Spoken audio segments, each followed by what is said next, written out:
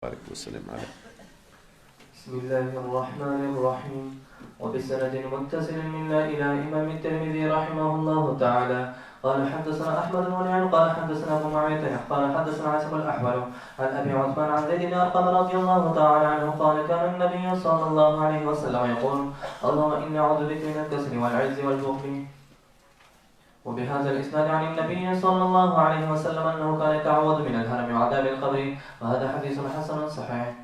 وبه قال حدثنا عبد الله بن عبد الرحمن قال قال محمد بن يوسف عن ابن ثوبان عن أبي عن مكحول عن جبير بن نفيل عن عبادة بن الصامت رضي الله تعالى عنه حدثهم أن رسول الله صلى الله عليه وسلم قال ما على الأرض مسلم يدعو الله تعالى بدعوة إلا أتاه الله إياه أو صرف عنه من السوء مثلها ما لم يدعو بماثم أو قطيعة رحم. فقال رجل من القوم إذا نكثر قال الله أكثر. وهذا حديث حسن غريب صحيح من هذا الوجه. ابن ثوبان وعبد الرحمن بن ثابت بن ثوبان العابد الشامي. حضرت پیغمبر صلی الله علیه وسلم غټ زیری وکړو چې څوک چې چیرې هم دعا کی الله تعالی هغه د مسلمان دعا قبلوي، خو یا هغه شی ورکوي چې هده یې غواړي، یا د هغه په مثل یو مصیبت را رواني په ده باندې هغه تر دفع کړي، تر څو چې د ګناه سوال نه یې کړی سوال الله قبلوي. نو صحابه مبارکینو وویلې اذا نکثرو، بیا خو نو موږ ډېرې دعاوې کوو چې هره دعا قبلوي، بیا خو نو دعاوې ډېرې کوو. حضرت پیغمبر علیه الصلاة والسلام ورته الله اکثر دې څه معنا ده؟ دې وایي دوی معناوې دي. یا دا معنا بنده چې غواړي بالفرض کا 15 شیان، خدای پاک ورکوي 10 شیان. ورکړه د خدای پاک د بنده تر غوښتلو نه دا ډیره زیاته ده. هغه حدیث مبارک چې مخکې موږ تاسو ویلي وو چې د الله رحمت زیات ده، نو ویلي وو چې یو لویشت چې مو ته څوک رانږدې کېږي زه ګاز ورنږدې کېږم. ګوره خبره په دوچندي ده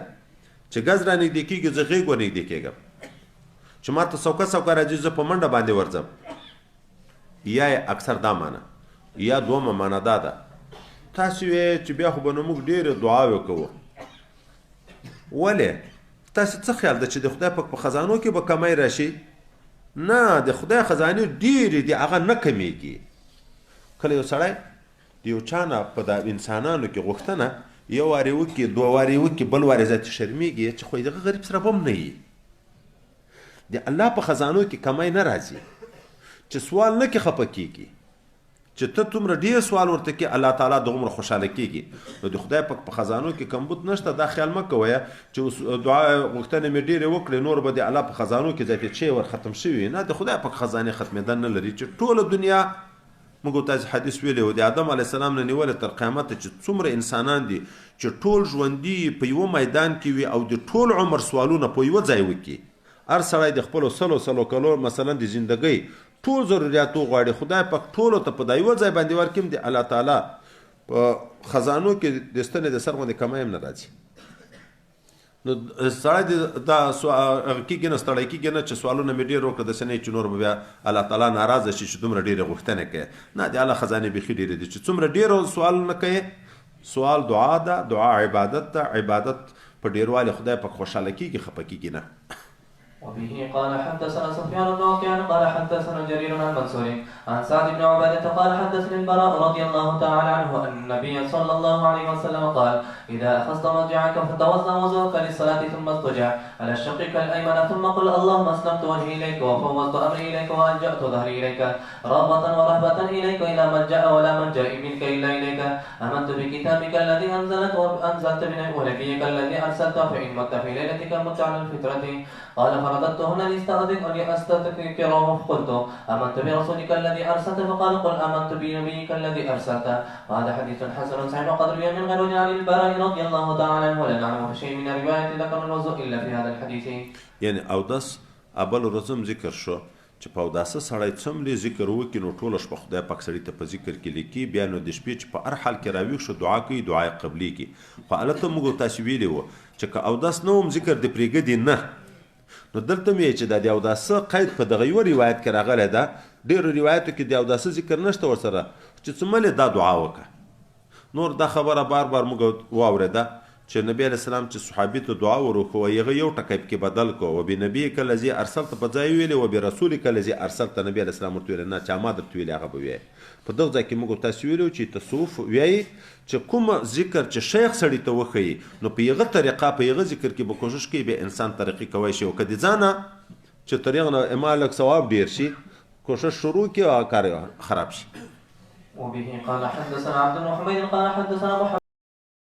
بن اسماعيل بن ابي فديك قال حدثنا ابن ابي ذئب عن ابي سعيد البرادي عن معاذ بن عبد الله بن خبيب عن ابيه رضي الله تعالى عنه قال خرجنا في ليله مطيره وظلمه شديده نطلب رسول الله صلى الله عليه وسلم يصلي لنا قال فادركته فقال قلت فلم اقل شيئا ثم قال قل فلم اقل شيئا قال قلت فقلت ما اقول قال قل هو الله احد المعوذتين حين تمسي وتصبح 3 مرات تكفيك من كل شيء. هذا حديث حسن صحيح غريب من هذا الوجه. ابو سعيد البراد هو اسيد بن ابي اسيد د جادو د ارشد د دفع دپاره قل هو لا شریف او معوذتین چې 3 واره سحر ویل کېږي 3 واره بیګا ویل کېږي د هر ضرر نه خدای پاک د سړي حفاظت کوي.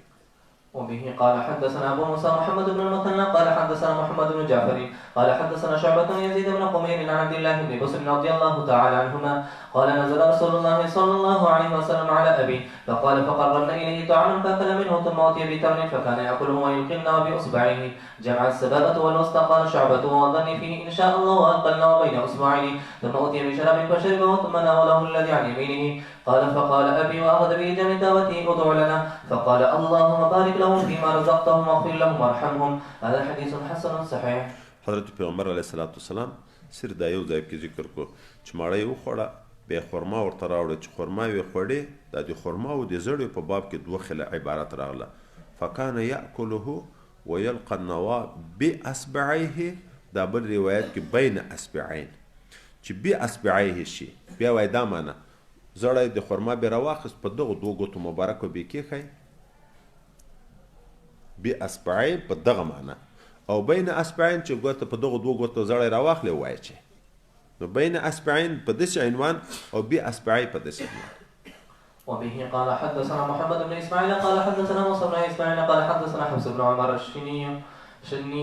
قال حدثني ابي عمر بن مرة قال سمعت بلال بن يسار بن زيد قال حدثني ابي عن جدي رضي الله تعالى عنه وسمع النبي صلى الله عليه وسلم يقول من قال استغفر الله الذي لا اله الا هو الحي القيوم واتوب اليه غفر الله له وان كان فر من الزحف. هذا حديث غريب لا نعرفه الا من هذا الوجه. د جهاد نه تګ دغه وخت کې چې کفار یو په 2 نه وي هغه نه زیات نه وي نو ګناه کبیره ده خو چې په دغه الفاظو سړی استغفار وي هغه هم خدای پاک معاف کوي خو توبه ده. د صغایرو دپاره موږ ویلو چې په اعمال حسنه وه هغه معاف کېږي د کبیرې دپاره د اهل سنت و جماعت رایه دا ده چې توبه ده خو توبه یې ویسته نو که کبیره ګناه یې د جان نه تښتېدلی یم خو چې توبه وباسي الله یې ګناه معاف کوي. وبه قال حدثنا محمد بن غيلان قال حدثنا عثمان بن عمر قال حدثنا شعبة عن ابي جعفر بن عمر بن خزيمة بن ثابت عن عثمان بن حنيف رضي الله تعالى عنه ان رجلا مضرر البصر اتى النبي صلى الله عليه وسلم فقال ادعو الله ان يعافيني قال ان شئت دعوته وان شئت صبرت فهو خير لك قال فادعوه قال فأمره أن يتوضأ فيحسن وضوءه ويدعو بهذه الدعاء اللهم إني أسألك وأتوجه إليك بنبيك محمد النبي الرحمة وإني توجهت بك إلى ربي في حاجة هذه للتقدار اللهم فشفعه في. هذا حديث حسن صحيح وغريب لا نعرفه إلا من هذا الوجه من حديث أبي جعفر وغير الختمي. توسل بذوات فاضله په نیکو اشخاصو باندې توسل الله ته جائز ده د یغو دلایلو د جملې نه یو قوي دلیل دغه ده دا یاد لرئ مشهور په حدیث ضریر البصر باندې ده حضرت عثمان بن عنیف چې یو سړی د سترګو نظر یې کمزوری شوی و راغی پیغمبر صلی الله علیه وسلم ته التماس کوي چې ته ماته دعا وکړه چې خدای پاک مې سترګې جوړې کړي پیغمبر علیه السلام ورته ویل که دې خوښه یې چې دعا درته وکړم دعا به درته وکړم خو که خوښه دې صبر کې نو ثواب به دې ډېر وي ده ورته ویل نه دعا راته وکړه پیغمبر علیه السلام د ځان د دعا په ځای ده ته دعا وروښوه ده ورته ونه کړه هغه ته یې دعا وروښوه ښه نو داسې لاړ شه اودس وکړه چې په ښه طریقه دې اودس وکړو بیا دا دعا وکړه اللهم انی اسألک واتوجه الیک بنبیک محمد نبی الرحمه تر دغه ځای پورې یو خیلی خبره شوه ای خدای پاکه زه تا نه سوال کوم تا ته متوجه کوم توجه کوم د تا په طرف باندې د تا د نبي په واسطه توسل هغه د رحمت نبی بیا خطاب اوس پیغمبر علیه السلام ته کوي انی توجهت بک الی ربی فی حاجتی هذه لتقضى لی ای رسول الله ته مې متوجه کړی په تا مې توجه کړی د الله تعالی طرف ته چې د ما مشکل خدای پاک حل کړي بیرته بیا الله تعالی ته وی اللهم فشفعه فیه ای خدای پاک ته بیا د شفاعت ما په باب کې قبول کړي اوس پیغمبر علیه الصلاۃ والسلام دعا ونه کړه دته دعا وروخوه چې ما الله ته وسیله که خدای پاک به د مشکل حل بعضې خلک وی چې خپل ته پیغمبر علیه السلام ژوندی و نه موجود و نو ځکه یې دی توسل وکړه نه دا بیا بل ځای کې راځي حضرت عثمان صاحب په دور کې د یو چا د حضرت عثمان صاحب سره کار و ملاقات موقع نه پیدا کېده بیا یو چا ته وویله چې که نبی حضرت عثمان صاحب ته ته دغه عثمان ابن حنیف ته ویلې چې که ته سپارښت وکړې چې ماته د ملاقات موقع راکړي هغه دا دعا وروښوه سبا ته چې ورغی هغه دشتي ملاقات ورکړه د خیال دا و چې د سپارښت کړی دی چې کار یې شوی و بیرته راغی چې ډېر ښه سپارښت یې کړی وای سپارښت مې نه و کړی او دعا مې درکولی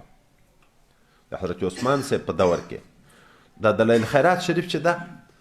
دا خو د څلورو طریقو خلق ټولو معمول ده بلکې چې څومره طریقې دي ټولو معمول ده اکابرینو دیوبندو ټولو معمول ده د افتې په سبق کې دغه دعا راځي تر دغه نه بیا لږ څه په مزیدو الفاظو باندې راځي توسل هر حاجت هر مشکل چې دا ته و خدای متعال ته د مشکل د حل دپاره دعا کوي نو یو وارې الله تعالی ته نبی واسطه که بیا نبی علیه السلام ته خطاب وکړه چې ته مې شفاعت وکړه سفارش وکړه بیا بیرته الله تعالی ته سوال وکړه چې خدای پاکه د ده شفاعت ما په باب کې قبول کړه او د خپل حبیب شفاعت قبلوي توسل بذوات فضله د ده حدیث قوي دلیل د دغه نوم ثابت ده وبه قال حدثنا عبد الله بن عبد الرحمن قال اخبرني اسحاق بن موسى قال حدثني معلم قال حدثني معاويه بن صالح عن زهرة بن حبيب قال سمعت ابا امامه رضي الله تعالى عنه يقول حدثني عمرو بن عباسه رضي الله تعالى عنه انه سمع النبي صلى الله عليه وسلم يقول اقرب ما يكون الرب من العبد في جوف الليل الاخر فان استطعت ان تكون ممن يذكر الله في تلك الساعه فكن هذا حديث حسن صحيح غريب من هذا الوجه د شپې په اخره حصه کې په عمل سره الله تعالی ته سړی ډیر نږدې کیږي الله تعالی د دغه وخت دعاګانې ډېرې ښې قبلوي نو که یو وارې د په وس پوره و چې په دغه وخت کې د خدای ذکر وکړې نو وکړه موږ تاسو ویلي وو ابواب دعوات دی خو کله دعا ذکر کیږي کله ذکر کیږي ذکر خپله یو دعا ده ولې فذکروني مشکل د الله ولې خبر نه ده ته الله یادوه الله به د مشکل حل کوي او دغه وخت کې بیګه هم یو ملګري مانه اجازه غوښته چې اوس د شپې تهجد ته اوس خو الحمدلله شپې اوږدې دي ملګري اکثره وخت ویښیږي تهجد اجازه شته که نه مالې و تهجد وکړه بیا د هغه نه بعد تر کوشش وکړه ذاتې په ذکر کې دا ذکر کې لږ چې حضور برابر کو یو خو دا رابطه ډیره ضرور ده رابطه د شیخ رنګ په یادول چې نه کار نه کیږي بیګه مې یو کتاب کوت د دې آیت مبارکه نه ثبوت رابطې یا ایها الذین آمنوا اتقوا الله وکونوا مع الصادقین چې کینونت مع الصادقین دوه قسمه ده یو ظاهري ده چې د په مجلسو کې ډیر کینې صحبتو کې ډیر شریکېږي یو کینونت معنوي ده کینونت معنوي د زړه تعلق ربط ته وایي د دغه صورتونه بیا درې ذکر کړي وو د رابطې عجب ښه حالات ذکر کړي وو درې صورتونه یا دای دلته فرض کې مخته فرض داسې نه چې حاضر و ناظر ده چې په بل طرف لرګي مونه وایي داسې فرض کې چې دای لکه ماته مخامخ ناسته د ده رنګ په یاد کې د د زړه نه د ما زړه ته فیض راځي دوم صورت دا ښوولی چې دای په خپل زړه کې فرض کې دریم صورت دا ښوولی د مسجد چې د خپل ځان د ده په شکل فرض کې د ابل ورځ یو ملګري ډېر ښه هره ورځ عجب حالات ویني او دا ختمو کې ما ته ویلې وای د رابطې اوس داسې کیفیت راته شروع ده چې تعبیر نشم کولی څه ووایم ما ورته وخندل مالې دا هغه خو ماته چې دا بعضې ملګري ویلې چې داسې کیفیت پیدا کېږي چې مرید ته هغه د شیخ اندامونه ټول پوخ شي د اندامونه په اندام وای عین دغه شی ماته پیدا کیږي ای د وجود ماته راواغوستی شي د خپل شیخ وجود ټول ماته راواغوستی شي داسې لکه د ما لاس دی د په لاس کې شو دا لاس ورواغوستی شو سر ورواغوستی شو سینه وجود ورواغوستی شو عین د ما شکل د ده شکل شي وای دغه رابطه چې لږ ډېره وي د الله د جل د توسل په رموز خبره وکړه کنه چې د خدای پاک رحمت متوجه شي د دې په واسطه باندې دوم هغه لطایفو کې زور نه حضور ګوره موږ تاسې اکثره وظیفه چې شروع کو بیا نو زور وظیفې ته کوو چې دا وظیفه اوس زر لکه ستوني کې غږ ورسره کوو چې الله الله الله الله په داسې شکل باندې نه ذکر شروع که بیا د خپل زړه ته متوجه شي چې دا ما زړه یې اوس ویایي ښه غوږ لکه غوږ چې سړي ته پټو خبرو ته چې غوږ ونیسي هلته پرېږده چې زړه په لګیا شي هغه لطیفه لګیا شي په ښه خوند باندې چې ته احساس د ذوق پیدا شي لذت پیدا شي دا چې ته لګیا زور وایې هلته درک نه لګېږي چې اوس لګیا دا وظیفه که نه ده لګیا نه پرېږده هغه ځای پرېږده اوس غوږ ورته ونیسه او ښه ورته متوجه شي چې اوس د ما زړه د ما روح د ما سر د ما خفي د ما اخفا هره لطیفې ته چې متوجه کېږي چې دغه ذکر کوي نو ښه داسې په حضور باندې چې ورته متوجه شي هغه لګیایي موږ ظلمت خلیفه مبارک قدس الله سره به کله ویل چې څوک په وظیفه نه پیږي داسې تکیه وکړي تکیې په شکل باندې اوس مثلا اوله لطیفه یې شروع کړه کوي بیا کله کله داسې خیال وکړي چې دا هم داسې ورځي هغه لطیفې ته فکر دې کړي چې کوم ځای ته رسیږي دا هم ځای ته رسیږي که نه رسیږي هلته لکه ځای ته چې ورسیږي داسې یو لکه غږ چې وکړي درب هغه ځای ته نو هغه ځای په حرکت شي بیا دا 2 متره بیا 3 متره بیا 4 متره بیا په 5 متره احمد زی خلیفه مبارک نفي اثبات په باب کې ما پوښتنه تر کوله دوی له نفي اثبات چې کوي داسې چې لا نیست اله هیڅ معبود الا الله دا الا الله زړه ته داسې ووایه زړه ته داسې ګوره چې په زړه کې 2 حاله پیدا شو نه ښه ده یا دا زړه لکه په ګوته چې ووایه د خو نه د چې ضرب وکړو چې دا زړه لکه چخچکې داسې پوه شي زړه ګورې زړه پوه شي چې ویې ویلم لکه ګوته په ولګېده داسې کیفیت پیدا شي او یا دا دی چې زړه غږ وکړي محتاج تا ویل لا نیست اله هیڅ معبود الا الله مګر یو ذات خدای دی ما معبود بل نشته زړه غږ وکړو محتاج زړه محتاج هم دغه الله تعالی ته نو بیا د نفي اثبات کیفیت سمیږي حضور داسې چې سم غوږ نیول شي حضور شي نو بیا هغه ذکر کې اثر زر پیدا کیږي شوق پیدا کیږي موږ په خپلو لطایفو باندې بیا کوشش نه وي د خولې په شیانو م زور ډېر دي د خولې شیان ډېر وایو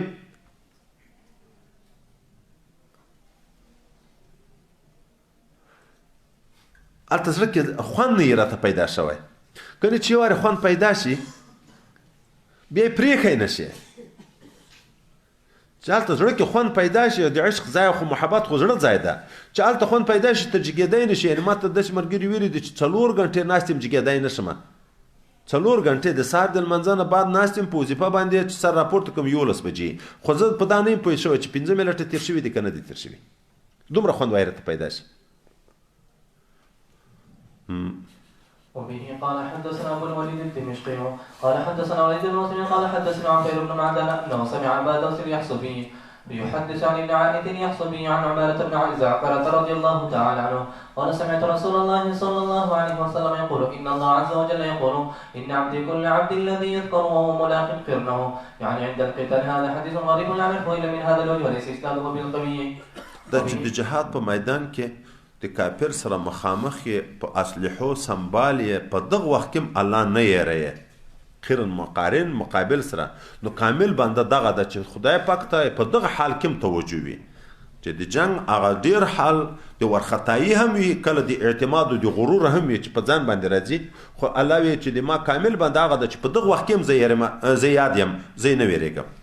وبه قال حدثنا ابو موسى محمد بن المثنى قال حدثنا وهب بن جرير قال حدثنا ابي قال سمعت منصور بن زازان يحدث عن ميمون بن ابي شبيب عن قيس بن سعد بن عباده ان اباه رضي الله تعالى عنه دفعه الى النبي صلى الله عليه وسلم يختمه وقال فمر بالنبي صلى الله عليه وسلم لقد صليت فضربني برجله وقال الا ادلك على باب من ابواب الجنه قلت بلى قال لا حول ولا قوه الا بالله. هذا حديث حسن صحيح غريب من هذا الوجه. وبه قال حدثنا موسى بن حزام عبد بن حميد وغير واحد قالوا حدثنا محمد بن بشر قال سمعت هاني بن عثمان عن امه حميدة بنت ياسر عن جدتها يسيرة رضي الله تعالى عنها فكانت من المهاجرات قالت قال لنا رسول الله صلى الله عليه وسلم عليكن بالتسبيح والتهليل والتقديس وعقدن بالانامل فانهن مسؤولات مستنطقات ولا تقلن فتنسين الرحمه. هذا حديث انما العفو من حديث هاني بن عثمان وقد رواه اما محمد بن ربيعه عن هاني بن عثمان. وبه قال حدثنا نصر بن علي قال اخبرني ابي عن المثنى بن سعيد عن قتادة عن انس رضي الله تعالى عنه قال كان النبي صلى الله عليه وسلم اذا غدا قال اللهم انت عزدي وانت نصري وبك اقاتل. هذا حديث حسن غريب. وبه تتر ما ورخطة زترتا ورخطة بيه ورسبات.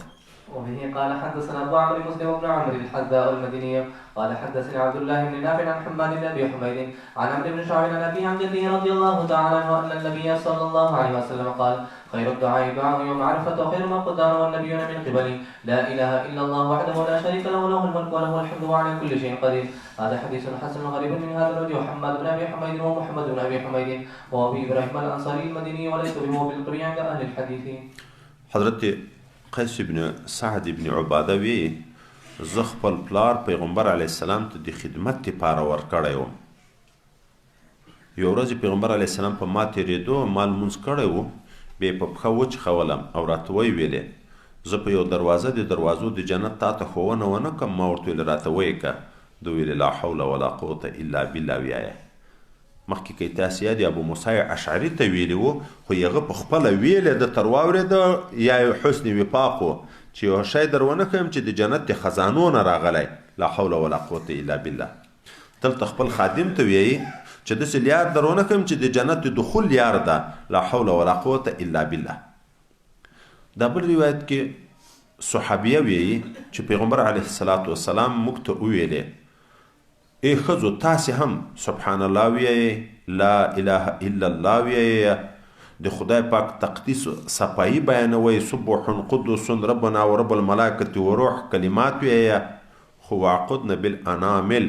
په دا ګوتو یې حسابوئ. ما درته اوله ورځ خبره کړې وه ولې فانهن مسؤولات مستنطقات د دغو ګوتو نه پوښتنه کیږي په قیامت کې چې په تا یې څه کړي دي. د دغو نه خپله تعبیر پوښتنه کیږي تعبیر غږول کیږي نو دی به غږیږي چې تا ذکر په کړی نو په ذکر به شاهدي ورکوي. او بلې موږ ته دا ویلې ای ښځو ولا تغفلن د الله د ذکر نه غافله کیږئ مه فتنسین الرحمه تاسې به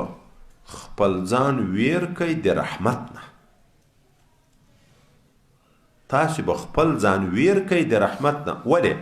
وایي چې انسان غافله شو د الله د ذکر نه. هغه وعده چې الله تعالی کړې فاذکروني اذکرکم د هغه اذکرکم نه محروم شو که نه شو محروم الله هم دې نه محروم کوي. خو الله خو دې چې یادوي په رحمت یې یادوي. فاذکروني اذکرکم تاسې ما یادوئ زه به تاسې یادوم. موږ په سبحان الله یادوو په الحمدلله یادوو په الله اکبر یادوو په لا اله الا الله یادوو په لا حول ولا قوة یادوو په اسم ذات یادوو دی هم په رحمت یادوي. نو چې څوک د ذکر نه غافله شو خپل ځان یې ویر کړو د خدای د رحمت نه په ځان یې بخل وکړو نو غافله کیږئ ما ذکر کوي د خدای پاک رحمت په تاسې باندې جاری وي. او د آخرني عبارت کې حضرت پیغمبر علیه السلام بهترینه دعا هغه کلمه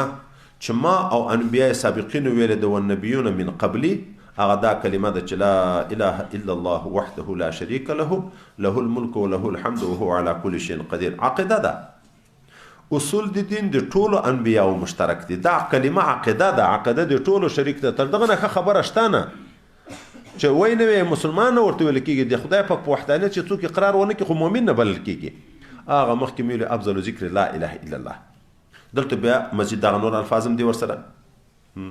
باب وبه قال حدثنا محمد بن حميد قال حدثنا علي بن ابي بكر عن الجراح بن الضحاك الكندي عن ابي شيبه عن عبد الله بن عكيم عن عمر بن الخطاب رضي الله تعالى عنه قال علمني رسول الله صلى الله عليه وسلم قال قل اللهم اجعل سريرتي خيرا من علانيتي واجعل علانيتي صالحه اللهم اني اسالك من صالح ما تؤتي الناس من المال والاهل والولد غير الضال ولا المبطل. هذا حديث عن غريب لا نعرفه الا من هذا وليس اسناده بالقوي. حضرت عمر بن خطاب رضی الله عنه پیغمبر علیه الصلاۃ والسلام ما ته دا خبر راوښوه چې داسې دعا کا اللهم اجعل سریرتي خیرا من علانیتي، خدای پاکه پټ حال مې خیر کې تر ښکاره. اوس دلته دستي دا توهم پیدا کېدو که په دغه ځای اکتفا شوی وای چې سړی ایمان وي لمونځ دې هم ذاتې نه کړي، روژه دې نه نیسي، زکات یې نه ورکوي، سر خیر ده تر ښکاره که نه ده. خو مسلمان خو ده دستي ویلی نه دا به هم څه ویایې او ظاهر مې هم صالح کې، ظاهر صالح باطن اصلح. ظاهر صالح، ظاهر به هم ځان په شریعت برابره خو ډېره توجه به باطن ته کې. ځکه موږ تاسې مخکې ویلي وو ان تبدو ما فی انفسکم او تخفوه یحاسبکم به الله. د حساب تعلق الله د باطن سره ورکړ، ځکه د نجات او د ناکامي دواړو مدار په باطن باندې ده. د ټولو ګناو لویه ګناه هغه هم د زړه ده چې کفر ده، د ټولو اعمالو نه لوی نیک عمل هغه هم د زړه ده چې ایمان ده. زړه کې چې اخلاص وي لږ عمل د ظاهر به دومره قبول وي، یوه خورما په اخلاص ورکړه د احد د غره غوندې به صدقې ثواب خدای پاک درکوي. خو که په زړه کې اصلاح نه وه، ظاهره 1 کروڑ روپۍ چنده پرېږه د دې دپاره چې خلک به وایي چې څومره لوی سخي ده، ظاهر خو صالح شو خو باطن کې صلاحیت نشته، ریا ده، د یوې خورما اندازه وزن ثواب لري، 1 کروڑ روپۍ ورکړه خو چې نیت صفا نه وي، د یوې خورما ثواب هم خدای پاک نه درکوي. نو ځکه وایي ډېر کوشش په د باطن کې، خو ظاهر به هم په شریعت برابرې داسې نه لکه دا موږ عوام وروڼه ګیرې ښیي چې ته ورته ووایې چې ګیره دا وایې زړه مې صفا ده، په زړه کې څه نه لرمه. دا دوکاندارانو کې وایي ډېرو دوکه چې کوي دا ګیرورې کوي، دوی دا تعبیر دا کوي، وایي دغه یې کوي، ما زړه ډېر صفا ده. زړه نه ده صفا، چې زړه صفا وي ګیره به خامخا وه، ځکه صفا زړه خو هغه ته ویل کېږي چې ایمان کامل وي. چا چې په زړه کې ایمان کامل وي، د پیغمبر علیه السلام سنت پرېږدي، پیغمبر علیه السلام امر پرېږدي، خو پیغمبر علیه السلام یې قص الشوارب وعف اللحا، ای مسلمانانو بریتونه لنډوئ ګیره اوږدوئ. دا څنګه زړه د صفا چې دعوه د صفایي د زړه لري او د رسول الله امر په ښکاره ماته او یې چې زړه صفا ده، دا خبره غلطه ده. زړه چې صالح شي تر باطن، ظاهر نه تر باطن کې اثر ډیر وي. زړه کې چې اصلاح راغله ظاهر به خود غلام ده ذاتي، ځکه مخکې موږ تاسې نه ویلې چې زړه د سلطان حیثیت لري، اندامونه د رعیت حیثیت لري. اذا صلح الجسد كله واذا فسد الجسد كله. به قال حدثنا عباد بن مكرم قال حدثنا سعيد بن سفيان الجحدري قال حدثنا عبد الله بن معدن قال اخبرنا عاصم بن كليب الجرمي عن ابي عن جده رضي الله تعالى عنه قال دخلت على النبي صلى الله عليه وسلم ويصلي وقد وضع يده اليسرى على فخذه اليسرى ووضع يده اليمنى على فخذه اليمنى وقبض اصابعه وبسط الصبابه وهو يقول يا مقلب القلوب ثبت قلبي على دينك. هذا حديث غريب من هذا الوجه. دا د اشارې په مسله کې اوله ترمذي کې به تاسې خبرې کړي یا به یې وکړه. دغه د قبض او د بسط په باب کې لوی اختلاف د دې علماو په مابین کې د تشهد په حال کې چې اشاره شته که نشته، چې شته بیا په کوم کیفیت باندې ده. وایي د دغه روایت نه خو داسې معلومیږي چې حضرت پیغمبر علیه الصلاة والسلام ښی لاس په ښي ورانه ایښی و، چپ لاس په چپ ورانه باندې ایښی و، بیا دا ګوتې دا را قبض کړې، خو سبابه اوږده وه، دا اوږدوالی هلته وایي راځي چې بېرته یې کېنږدې. که یو روایت کې انحنا راغلی ده چې داسې څه کږه وه، وایي کږوالی د بس سره منافي نه ده. هغه مختاره قول چې څوک یې پر جګېدن قائل دي هغه دا ده چې ګوته جګه کې بیا لږ داسې ټیټه کې په دغه حال یې ذاتې پرېږدي تر اخره پورې، ټیټه یې نه کې چې عقد راشي د هغه نورو په شکل باندې. په لا جګوه په الا الله باندې هغه کوه دغه موږ په څنګ کې ناست دي چې ته لا وایې د لا دواړه لا جګم شي ټیټم شي نور خو د اشارې مسله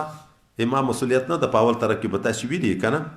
کلیانه یې ورغلي اب په یغ کې ذکر کېږي په چا چې محدثیت غالب ده په اشاره قائل دي په چا چې فقاهت غالب ده په اشاره نه دي قائل غټ خبر ودا درته په چا چې فقاهت غالب ده او فقها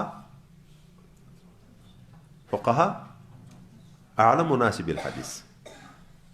په چا چې فقاهت غالب ده هغه نه دی په قائل شته په روایتو کې خو ډېرو کې ذکر دی بخاري شریف کې د اشارې روایت نشته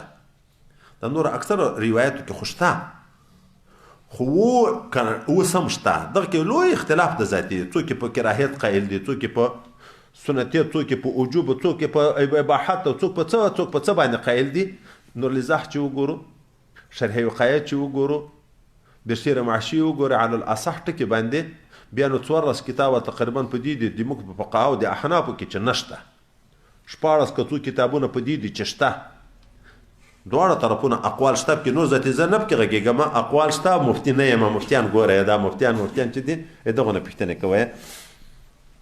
باب في الرقية إذا اشتكى وبه قال حدثنا عبد الوارث بن عبد الصمد قال حدثنا أبي قال حدثنا محمد بن سالم قال حدثنا ثابت البناني قال لي يا محمد إذا اشتكيت فصعدك حيث تشتكي ثم قل بسم الله أعوذ بعزة الله وقدرته من شر ما أجده من وجعي هذا ثم ارفع يدك ثم أعد ذلك ذكرا فإن أنس بن مالك رضي الله تعالى عنه حدثني أن رسول الله صلى الله عليه وسلم حدثه بذلك هذا حديث حسن غريب من هذا الوجه ديودم طريقة ده محمد ابن سالم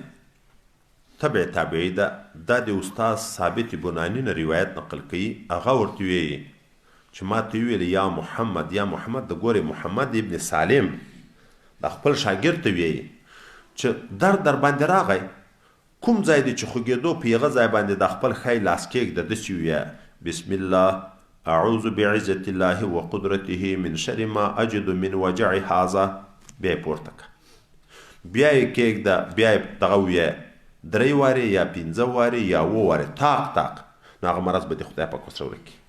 د دم طریقه خپل ځان او کوم ځای چې درد کوي په هغه ځای باندې ښی لاس کېږده دا کلمات ووایه بیا یې پورته کړه بیا یې ووایه بیا یې پورته کړه 3 وارې په دغه شکل باندې یا 15 وارې تاق باندې خدای پاک به د مرض لرې کړي وبه قال حدثنا حسين بن علي بن الاسود البغدادي قال حدثنا محمد بن حسين عن عبد الرحمن بن اسحاق عن حفصه بنت ابي كثير عن ابيها ابي كثير عن ام سلمه رضي الله تعالى عنها قالت علمني رسول الله صلى الله عليه وسلم قال قولي اللهم هذا استقبال ليلك واستدبار نهارك واصوات دعاتك وحضور صلواتك اسالك ان تغفر لي هذا حديث غريب انما نعرفه من هذا الوجه وحفصه بنت ابي كثير لا نعرفه الا ولا اباها وبه قال حدثنا الحسين بن علي بن يزيد الصدائي البغدادي قال حدثنا وليد بن القاسم الهمداني عن يزيد بن كيسان عن ابي حازم عن ابي هريره رضي الله تعالى عنه قال قال رسول الله صلى الله عليه وسلم ما قال عبد لا اله الا الله قد مخلصا الا فتحت له باب السماء حتى تقضي الى العرش ما اجتنب الكبائر هذا حديث حسن غريب من هذا الوجه وبه قال حدثنا سفيان بن وكيع قال حدثنا احمد بن بشير وابو سمعه المسعري عن زياد بن علاقه عن عمه رضي الله تعالى عنه قال كان النبي صلى الله عليه وسلم يقول اللهم اني اعوذ بك من منكرات الاخلاق والاعمال والاهواء هذا حديث حسن غريب عن زياد بن علاقه وقتبه بن مالك رضي الله تعالى عنه صاحب النبي صلى الله عليه وسلم وبه قال حدثنا احمد بن ابراهيم الدورقي قال حدثنا اسماعيل بن ابراهيم قال اخبرنا الحجاج بن ابي عثمان عن ابي الزبير قال عن عمرو بن عبد الله عن ابن عمر رضي الله تعالى عنهما قال بين نحن نصلي مع رسول الله صلى الله عليه وسلم اذ قال رجل من القوم الله اكبر